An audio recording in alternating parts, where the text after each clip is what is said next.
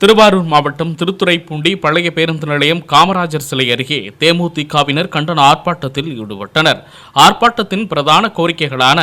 மழை வெள்ளத்தால் பாதிக்கப்பட்ட விவசாயிகளுக்கும் விவசாய தொழிலாளர்களுக்கும் உரிய பயிர் இழப்பீடு மற்றும் நிவாரணம் தமிழக அரசு உடனடியாக வழங்கிட வேண்டும். 2022, 2023, 2024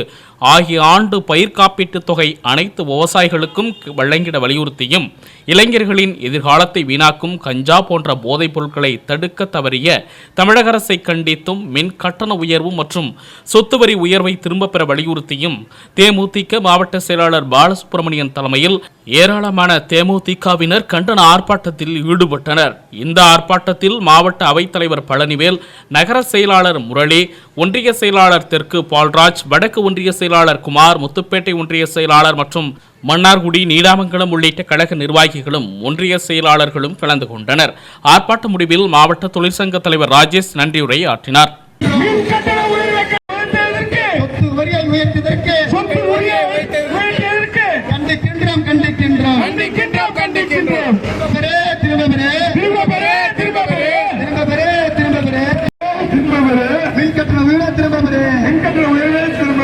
அண்ணாச்சி அண்ணாச்சி அண்ணாச்சி அண்ணாச்சி அண்ணாச்சி அண்ணாச்சி அண்ணாச்சி அண்ணாச்சி சொன்னாலே போதுமா சொன்னாலே போதுமா நானும் காரணம் என்று சொன்னாலே போதுமா சொன்னாலே போதுமா என்று சொன்னால் போதுமா என்று சொன்னால் போதுமா கண்டிக்கின்றோம் கண்டிக்கின்றோம் கண்டிக்கின்றோம் கண்டிக்கின்றோம் தமிழக அரசை கண்டிக்கின்றோம் அரசை கண்டிக்கின்றோம் கண்டிக்கின்றோம் கஞ்சா போன்ற போதை பொருட்களை தடுக்க மறுத்த தமிழக அரசை கண்டிக்கின்றோம் கண்டிக்கின்றோம்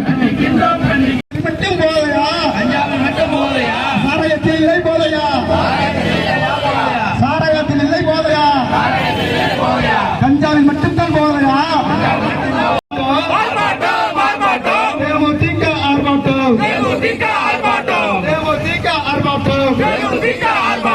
தமிழக அரசு